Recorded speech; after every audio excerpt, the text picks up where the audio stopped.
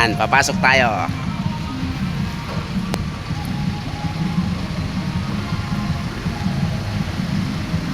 Tingnan natin ang set up.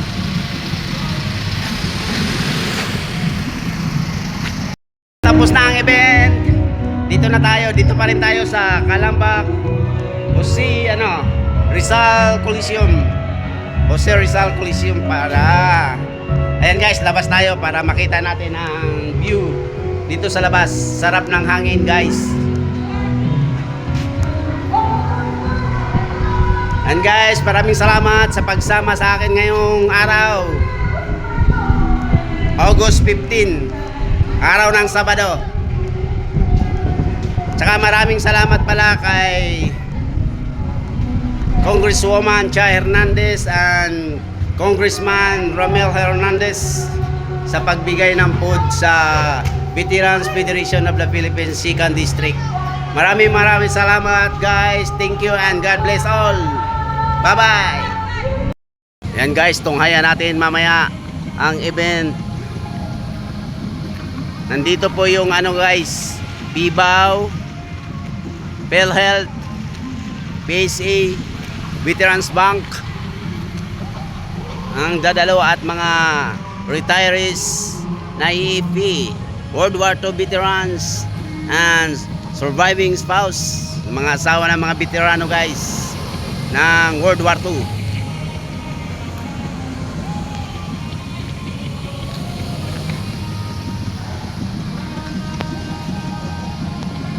Laki ng Rizal Coliseum guys, oh. Ayan ang Calamba.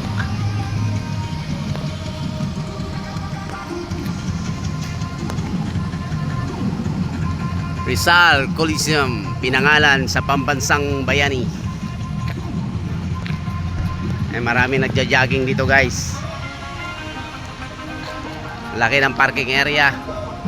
Ang lawak pa ng lupa ng Calamba. Ayun, nakita yung mga kakahuyan paikot sa likod. Ayun pa.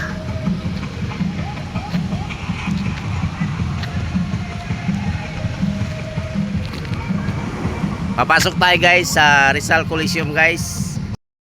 Yung benefits na may discuss sa inyo. So kung may katanungan kayo, nandito lang kami maghapon, punta lang po kayo doon o isulat nyo para may kung ba kayo mga flyers na may bibigay tungkol sa mga benefit na pwede makuha ng benefit member? Okay ma'am, salamat. Sa pangtanong, pag ang isang lugar ma'am na i-declare na para dun sa yakap, no, meron din po tayo dyan ng PSA, no? Yan.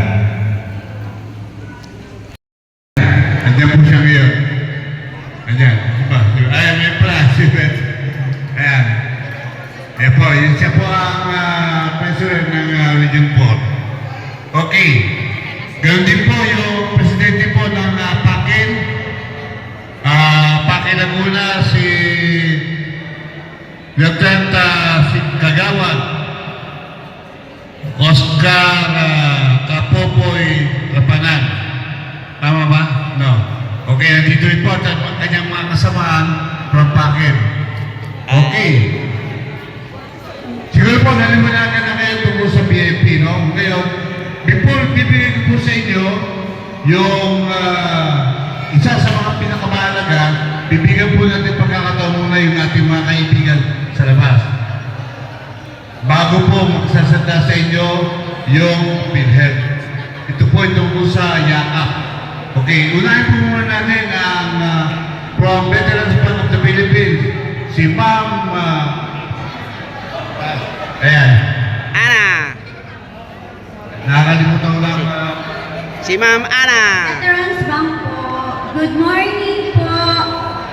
In behalf po ng ating branch manager po na si Ma'am Rachel Mendez, kami po ay naatasan po na dumalo po sa event po na ganito at nagpapasalamat po kami sa opportunity na na-meet po namin kayo at nakadalo po kami ngayong araw. Nais ko lamang po na Sagad, pinutog lang po yung ni Ma'am, ano? Kasi yung po may-ari ng e-bike, may lalabas po, naharangan niyo yung lalabas. Pakilala yung kung sino po may-ari ng e-bike.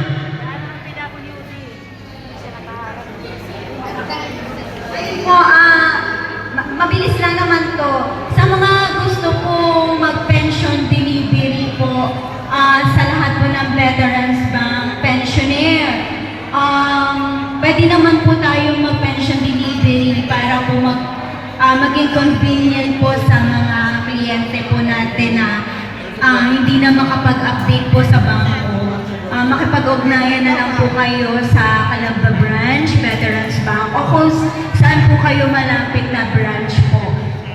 Yung pension delivery po, meron po tayong free, minimal lang naman po 200 po per credit po ng pension. And then, ayun po, ang maganda po doon, hindi yun na po need po pumunta ng bangko para mag-update every 6 months po for ATM. Yung courier na lang po yung pupunta sa bahay, yun na lang po yung magiging assurance po na ang pension po yung, pensioner po yung magre-receive po ng pension niya.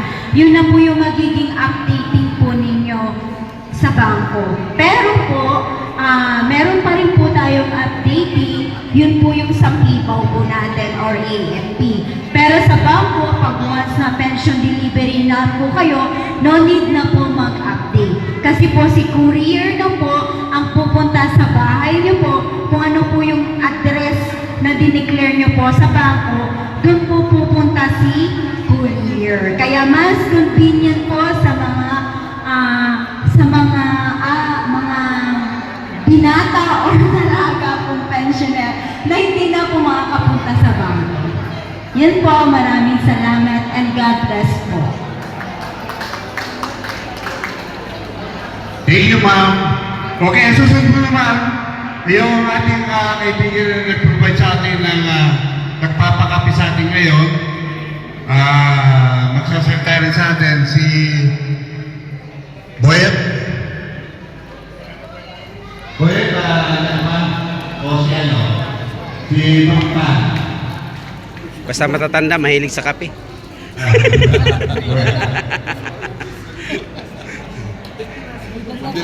Salamat sa kape. Kliyente ko kanina.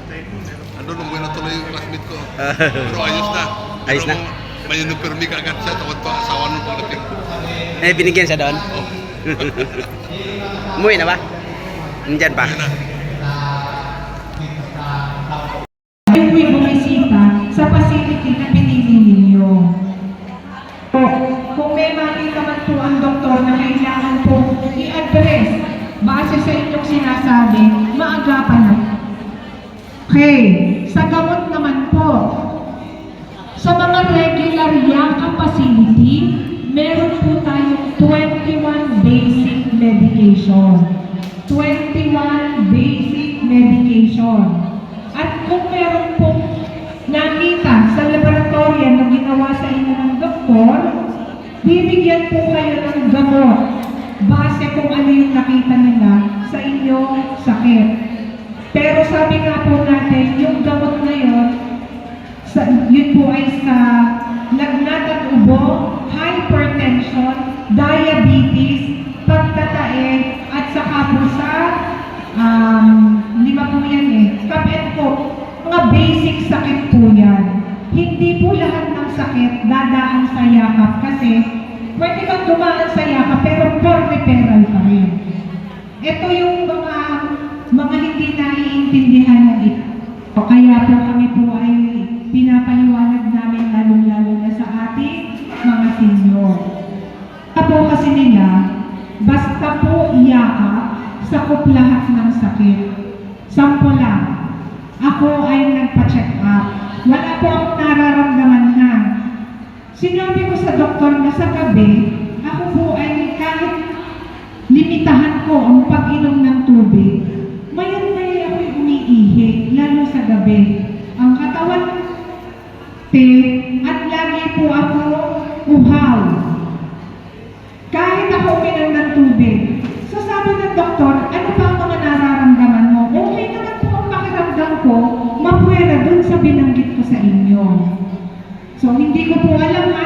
sakit ako. Pero nagpa-check up ako. Paglabas ng laboratory, sabi niya sa akin, sige, dahil base sa aking simptomas, ako ay naresetahan niya ng laboratory ng FBS at saka HbA1c. Sabi ko, naku, bakit kaya? Bakit niya ako naresetahan nun? So, pinadala niya ako doon sa hospital kung ano yung pinili ko. Pagkalabas ng resulta, may diabetes pala ako. Okay po, tinaniyan na wala akong nararamdaman. Pero, nung magpa-check up ako sa yakap, may mga nararamdaman akong hindi ko pinapansin na sa yakap nakita. Ito lang yung tanong. Dahil yung inyong diabetes hindi nasakop ng yakap kasi malala na. Mataas ang sugar mo, hindi ka na, i-refer na kita sa diabetologist. Pero sabi ko, Dok, bakit yung kasama ko may diabetes din? Pero bakit siya hindi mo ni-refer ng diabetologist? Ako lang. Kasi yung sa kanya, borderline pa lang. Kaya pa sa yakap facility. Ako, na ang sugar ko ay 300, masyadong sweet. I-refer kita ng diabetologist. So, pagka-refer sa akin, ako na po ang babayad doon sa specialista. Ang yakap po ay referral lang. Pero kung mga basic na sakit po na kaya po ng yakap facility, pwede po yan na yakap facility natin. Ano po? So, isa pa pong katanungang malimit iba to sa amin ng mga katandaan at ng mga member. Ko ay may sariling doktor. Pumili ako ng yakap facility. So, check upin ako ng aking private doctor sa yakap. Hindi po. Ang yakap po ay may sariling doktor na sila po ang magre-refer kung saan po pwede papuntahin. Okay po tayo doon? So, ngayon po, mangyari po na pagkabigay ko ng application form, pwede na po kayong magsulat kung anong facility at isubmit ninyo po sa secretary na maibalik sa amin at mai-enroll ko po kayo sa pinili nyo. At pagkapili nyo po at naibalik na sa inyo, pwede na po kayong pumunta sa facility na pinili ninyo kasama ang inyong mga qualified dependent. Sino ba ang qualified dependent natin? Veterano walang others.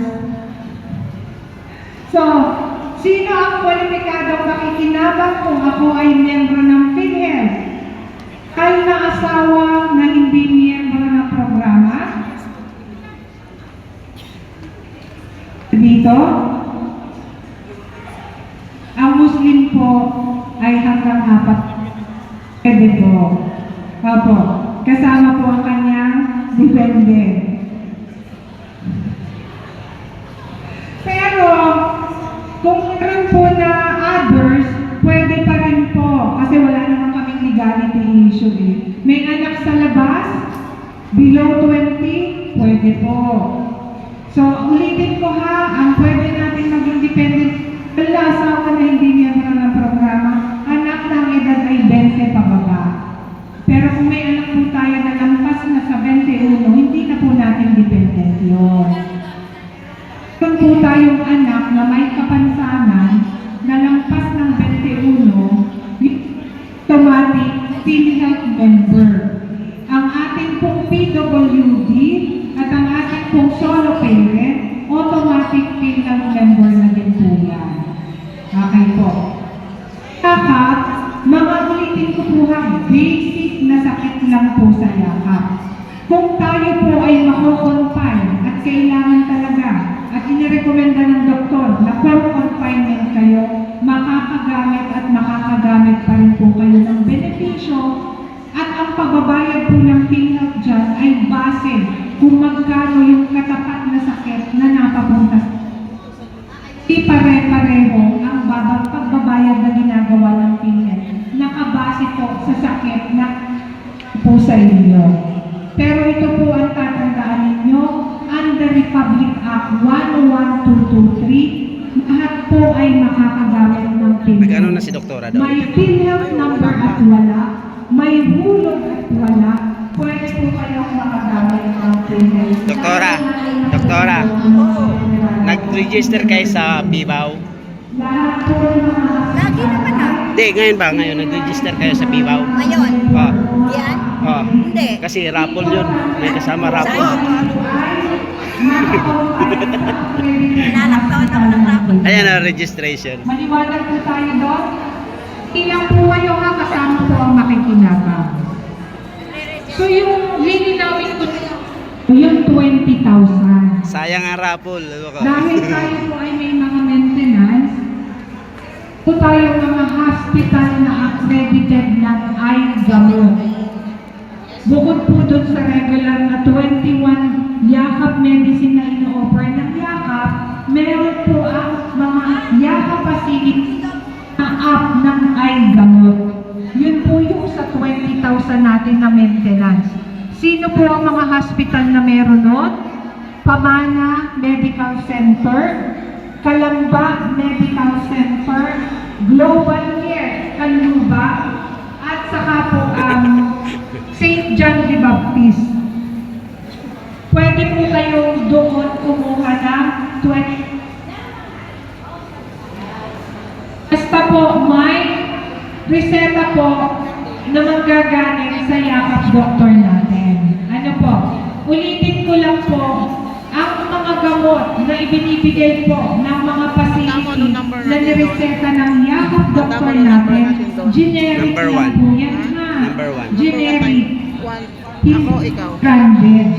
Kasi kung Hindi, ewan ko. branded po, kayo na po. Babasahin naman yung pangalan eh.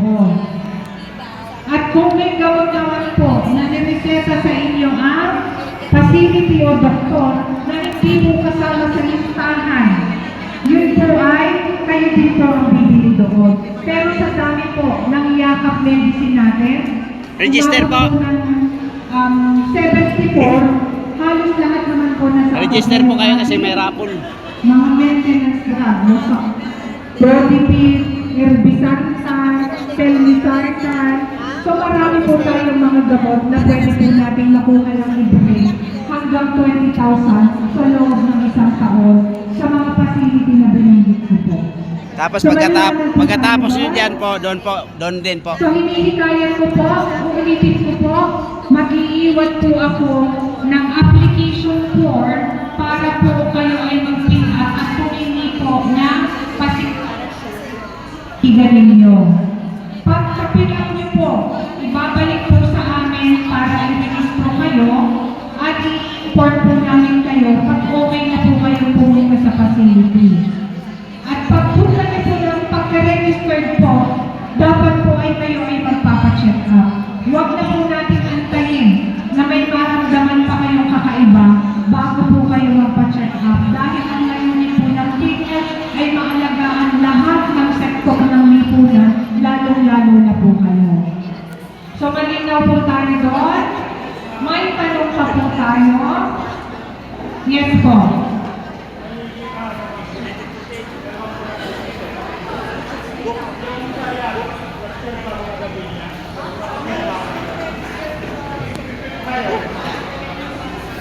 Register kayo mamaya dyan, mama.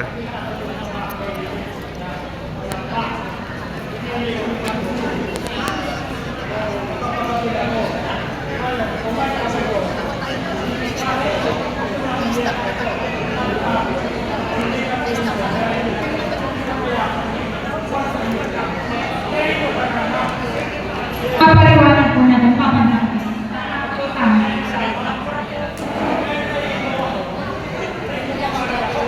So, okay po.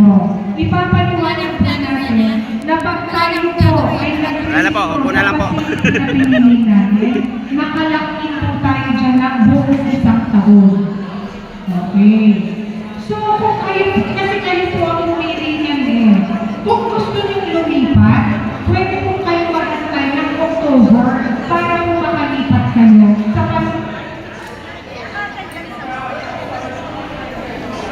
Opo, kasi kung ayaw niyo po sa nauna ng pinili, pwede kayong lumipat October.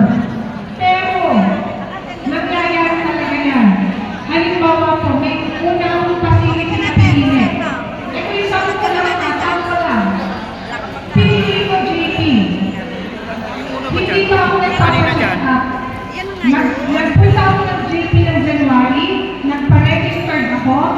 ay ayoko na pala ng JP, pero hindi ka pa nagpapacheck up. At ako ng CMC o kaya pamana. Dahil wala pang nangyayari na first patient encounter sa unang facility na pinili ninyo, anytime pwede kang lumipat. Wala po check up na nangyari sa unang facility na pinili ninyo. Pero kung ako ay nag-enroll ng JP Rizal at automatic na ako pumunta doon at nagpa-check up, ay ayoko na, ang haba ng pin. Dito lang ako sa kabila lilipat. In-entertain ka ng facility. Pero nakita ng facility, ay naka-registered na po kayo sa JPA. So pwede po kayong lumipat by October pa. Para next year, doon ka na sa facility na pinili mo.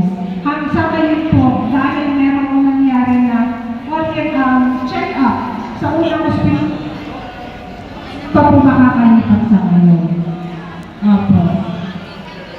At warning lang ha, pag po may mga medical mission sa mga barabaran, tanong niyo po kung anong facility at taga saan sila. Kasi ang dami pong nagre-reclam. Bakit ako ay o kaya rin po ay so inaalam ko lang kayo. Pag may pumunta sa inyong mga barangay, wala namang masama. Pero alamin niyo po kung saan facility. Para po hindi kayo magkabiglaan na pagpunta niyo sa gusto niyong facility, hindi na kayo may-risk. May tanong pa po? Yes po. Kahit po ilang beses. Sa loob po ng isang taon, per family, per person, 1,700. Apo.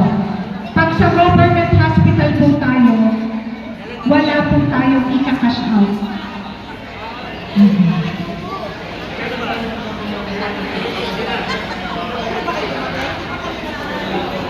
Kung one-day confinement po, pag po may confinement na, case rate na po tayo dyan, hindi na yakap. Yakap po ay consultation lang. Referral. Pag po tayo ay na-confine sa hospital, pag na po presyo. Kaya makakagamit naman po. Opo, basta po nirekomenda ng doktor yung laboratory, base sa nakita sa inyo, makakagamit po tayo.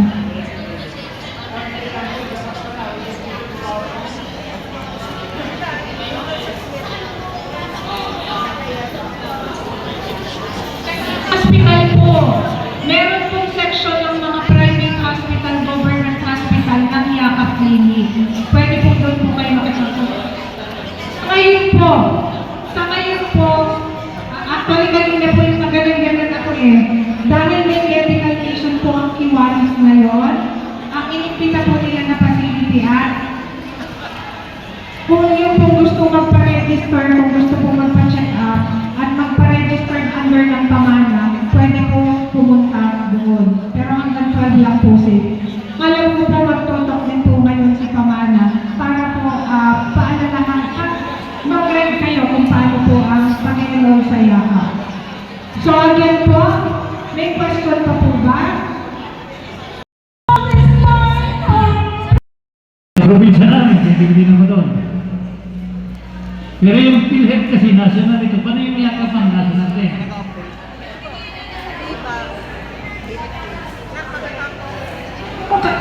Hello. Kanina po, sinabi natin, karapatan yung pumili ng facility of your choice.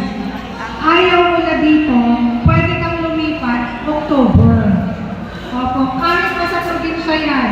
Kasi lang, mas nire-recommenda namin yung malapit sa inyo. Opo, pero kung choice mo yun, wow!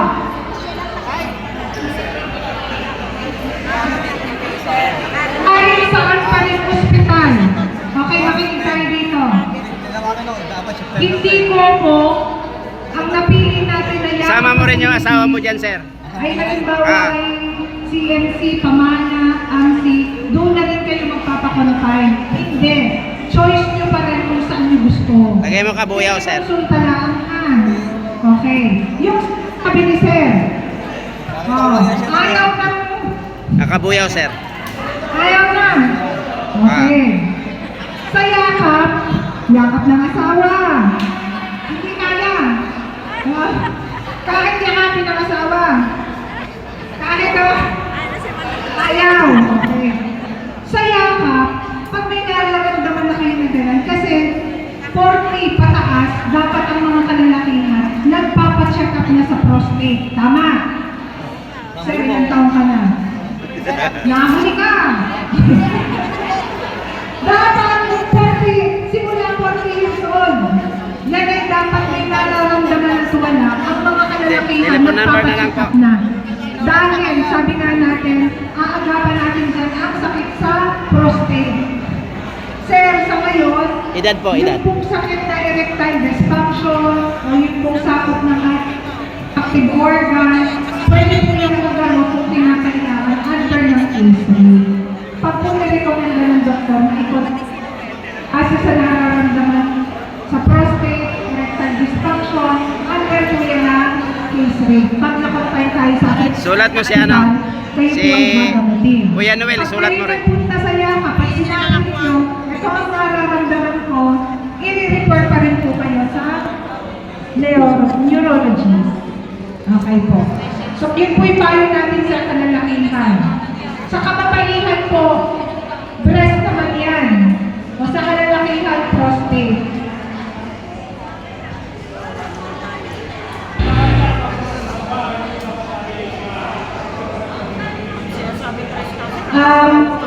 Papaliwanag po yan ng ating pamana. So ngayon po nag-invite po kami ng facility na pwede po mag-cater at pwede nyo po pag-ganito. May tanong pa po ba sa PhilHealth? Kasi masasagot po ni pamana yan. Yes, ma'am.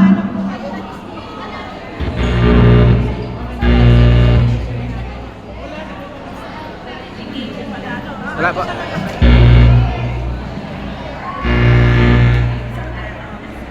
Consultation and laboratory po.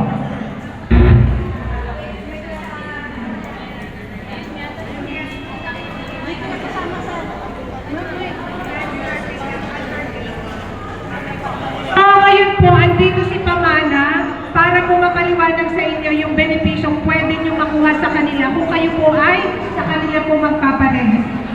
Kung may katanungan po kayo, feel free po na tanungin si Ma'am Nepia para po matawagan ako. Ano po? Mag-iiwan po ako ng application form para po mapila pa ninyo at makarating po sa amin at ma-registered kayo. So, in behalf po ng PhilHealth, maraming salamat po. Sir, bye-bye.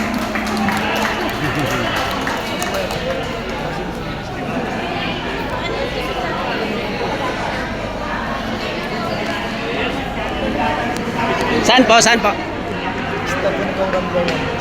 Yung ano, sa lunch? Andiyan po. Ayun po. Magandang umaga po sa inyong lahat, mga sir. Ako po'y una nagpapasalamat dahil nabitahan po ang pamana. Ako po ay empleyado ng pamana.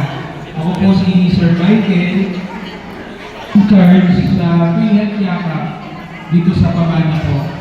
Lahat po tayo tiga-Kalamba. So alam niyo po yung Pamana Medical Center. So ayan, dito lang po yun sir. Ano? So, ito po programa ng PhilHealth na tinatawag po nila ng PhilHealth Yaka o Yaman Program. Opo. Ito po ay para sa ating lahat. Unang-una, ang mga membro po ng PhilHealth. Hindi lang po ito para sa mga principal member, kung hindi pati din po sa ating mga beneficiary. Sa asawa, kung halimbawa ay yung anak natin ay may mga anak na, kasama rin po sila doon. Basta po nakadeclare sa PhilHealth, wala pong problema. Ang kailangan po natin gawin ay i-register, magpa-register po tayo sa isang facility katulad po namin ng Pamana. Kami po ay PhilHealth Yaka accredited. Pwede po tayo magpa-register sa amin sa Pamana. Okay po. siguro na nabanggit naman po karamihan na ni Ma'am Raquel kung ano yung kung paano yung proseso. Ngayon, ang babanggitin ko naman po kung ano po yung mga benepisyong medikal na pwede nyo ma-avail kung sakaling sa pamana po Nag-register na kayo? Kung pipili nyo ang pamana Register na po kayo kasi maging may provider rapon. po. Ano po? Dito. Una po, pwede po tayong magkaroon ng free consultation. Free consultation po. Basta po, ito po ay naka-member na tayo. Sa pamana. Free consultation. Meron po tayong matawag dito, makaka-avail din po kayo ng selected laboratory. Or may mga laboratory na pwede natin ma-avail, yun po ay depende sa prescription ng doktor o yung prescribe ng doktor. Ano po ba yun? Paano bang ginagawa nun? Pag po kayo ay nagpa-check up na, siyempre po, kakusapin kayo ng doktor. So dapat, na ipapagawa sa inyo, may batayan. Kung baga po, kung halimbawa sa tatay may diabetes, o diabetic po ako, nag-maintenance na po ako, yung doktor po, siya po ang magsasabi kung ano-anong mga laboratories ang pwede natin ipagawa.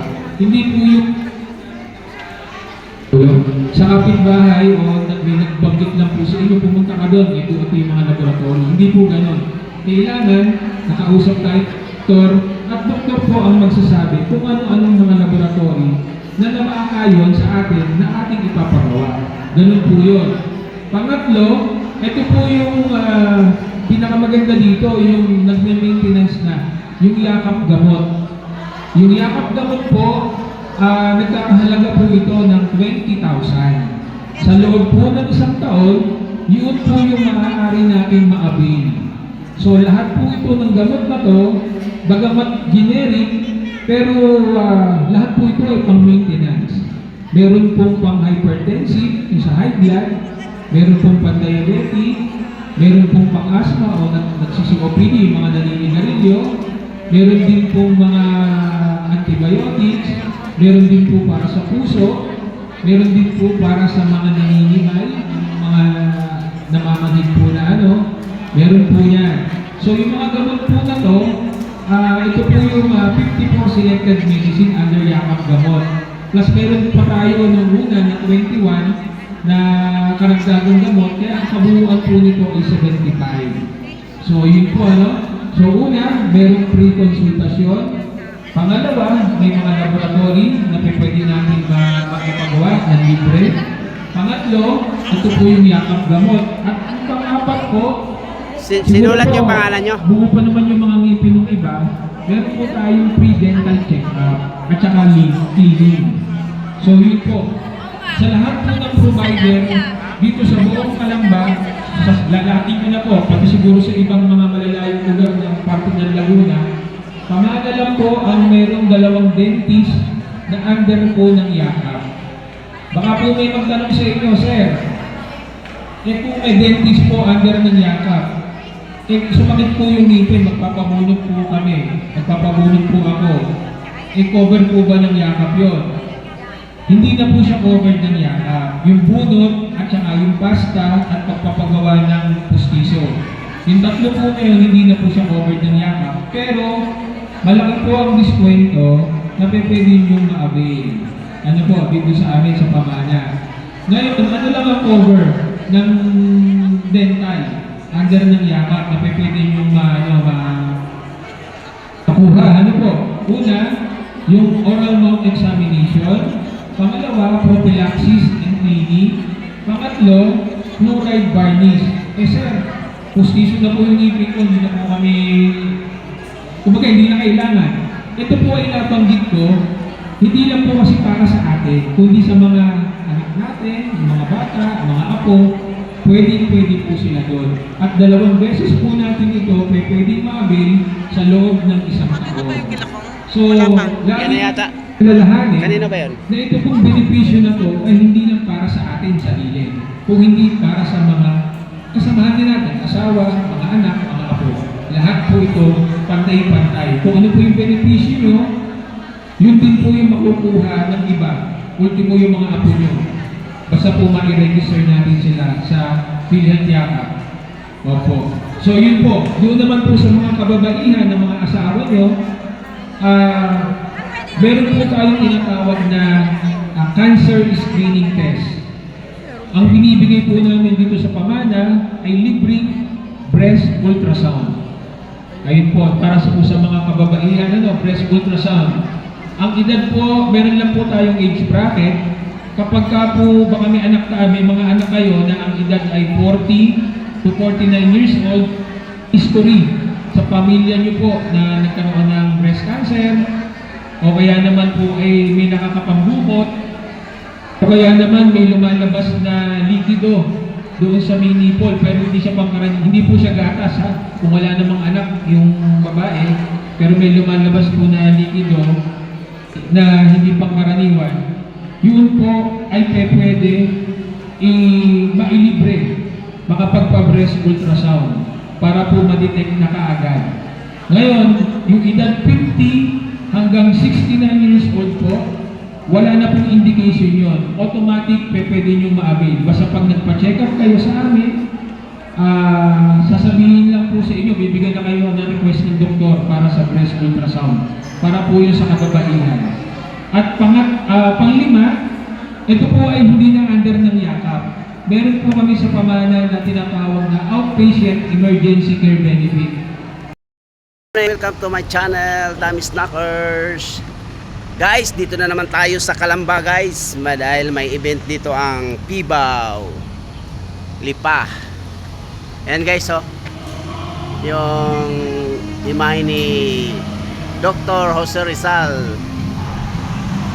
ating pambansang bayani. Dito tayo ngayon guys sa Rizal Coliseum guys, sa Calamba. Ang laki, parang UFO. Ayan sa likod ko po. Ngayon guys, araw ng Sabado, August 15.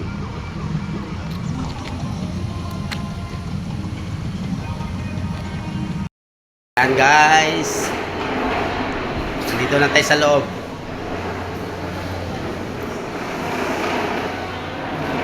Ayan o. Alam mo, sinihan ano. Coliseum to guys.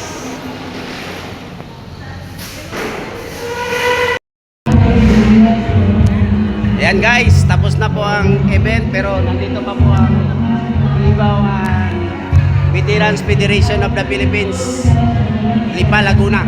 Lipa, Batangas pala. Lipa, Batangas.